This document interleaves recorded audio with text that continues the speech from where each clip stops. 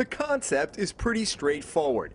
Put up a windmill like this one at New England Tech and provide electric power for your own use. Anything left over would go back to National Grid and be credited to your account. It's called net metering and seemed to make sense in the drive to promote renewable energy sources.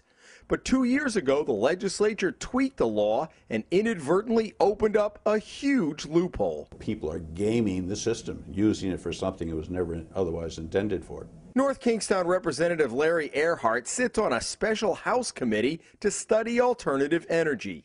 He's also watched as a developer in his own town has proposed putting up a 427-foot wind turbine, with most of the power sold back to National Grid at an inflated rate provided for by the amended law. There was no suggestion whatsoever that people would go out and build a large power plant and a 1.8 megawatt turbine.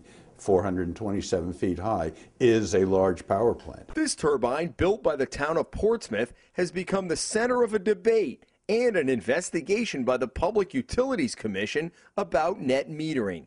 Although it is built next to the high school, none of the power it generates goes directly there.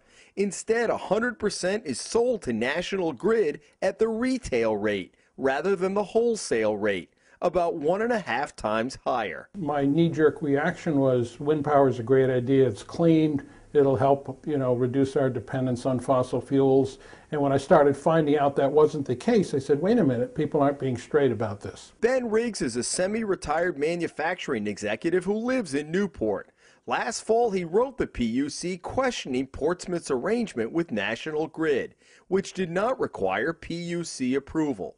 He raised enough issues that the commission has launched a full investigation and may hold hearings at some point down the line. This was not something to supply the town of Portsmouth. This was an industrial-sized wholesale generation system to compete with normal gas, hydroelectric, and other power sources. So in effect, a mini power plant. A mini power plant that, because of public subsidies, is going to cost the public 3 to 4 times as much as normal power would. They're not really interested in the high school or the town. They're interested in making money to support the town's budget. So they portrayed this as saving $250,000 a year. Actually, what they're doing is they're getting $500,000 a year from other taxpayers and ratepayers throughout the state of Rhode Island. Half of that is going to pay because they have an expensive system, and the other half is going into their pocket. Why should I be paying Portsmouth's budget when we've got a Newport budget to pay? Simply put, Riggs says that without heavy public subsidies, tax breaks, or purchase of the power at higher rates, the turbines would not work economically. According to federal records, there are 13,000 wind turbines in California, and they don't produce as much electricity as a medium-sized power plant. So you can cover the whole country with windmills, and it's not going to make a lot of difference. He says everyone who uses electricity is helping subsidize the revenue going to the town of Portsmouth. Only since the legislature altered the net metering law in 2009 have developers begun pitching turbine projects in half a dozen communities across the state, including the most high-profile project just off Route 2 in North Kingstown, which has drawn swift and fierce opposition from some of the people who live there. When you're debating these things on the floor, you can't see a megawatt. And it's very, very difficult to envision, what is a megawatt or a 1.5 megawatt. And in fact, it's a very large amount of electricity. So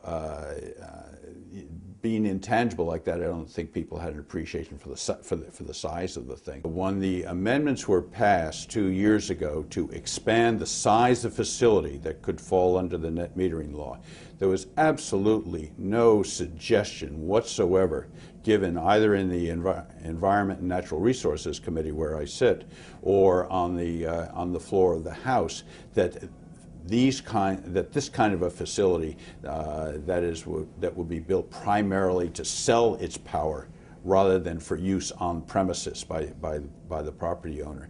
That was never even hinted at in the process. The PUC's decision to take a closer look at Riggs' complaint and the likelihood that the laws might be tweaked again has already put the skids on some proposed wind turbine projects. If you criticize the green energy, then you're seen as being not in favor of green energy.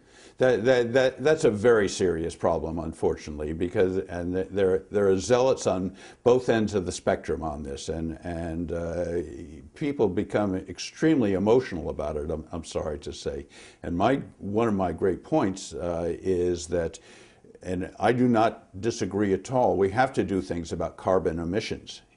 But that doesn't necessarily mean that you have to have the power plant right here in the community. Because if the economics were artificially contrived in the first place, it's not necessarily a bad thing to be tailoring that so it's a more rational set of economics. Ben Riggs is more blunt in his assessment. The only thing green about this is the money. Jim Hummel for the Hummel Report.